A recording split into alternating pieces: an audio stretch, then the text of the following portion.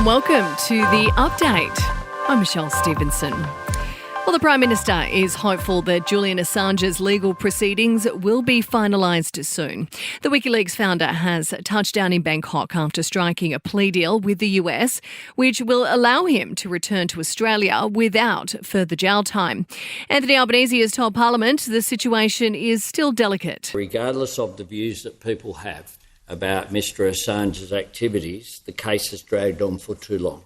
There's nothing to be gained by his continued incarceration, and we want him brought home to Australia. And we have engaged and advocated Australia's interests using all appropriate channels. Assange will face court in the Northern Marshall Islands tomorrow. A jury in Victoria has found Greg Lynn guilty of one count of murder, but cleared him of a second count. After a 5-week trial and 6 days of deliberations, the former pilot has been convicted of killing 73-year-old Carol Clay in Victoria's High Country in 2020.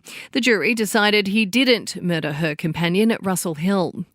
The federal government is hitting back at criticism from the pharmacy sector over plans for vapes to be sold at chemists with no prescription needed. Labor has struck a deal with the Greens which will see the nicotine products sold behind the counter. The Pharmacy Guild says the expectation its members stock vapes is insulting, but Health Minister Mark Butler says many already sell the product. The professional body for pharmacists has long had clinical guidelines about the way in which pharmacists should have those discussions with their customers, and though hard-working pharmacists right across Australia do this every day. And right now those guidelines include guidelines about how to have a discussion with their customers about vaping. A pill testing service will become a permanent fixture in Victoria.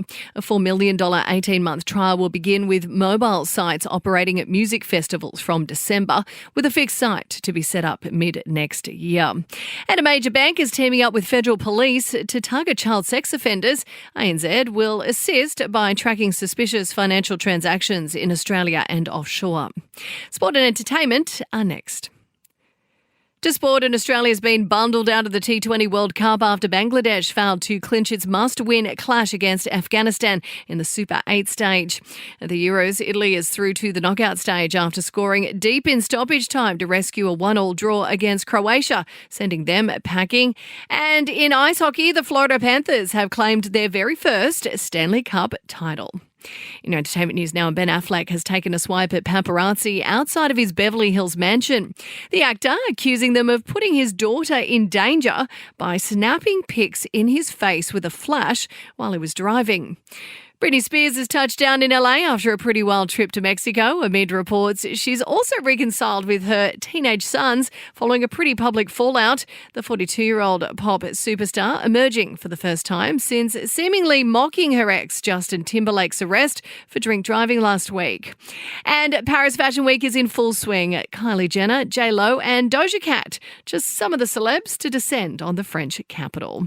That's the latest from the Nova Podcast News team. We'll have another episode of The Update for you tomorrow. I'm Michelle Stevenson.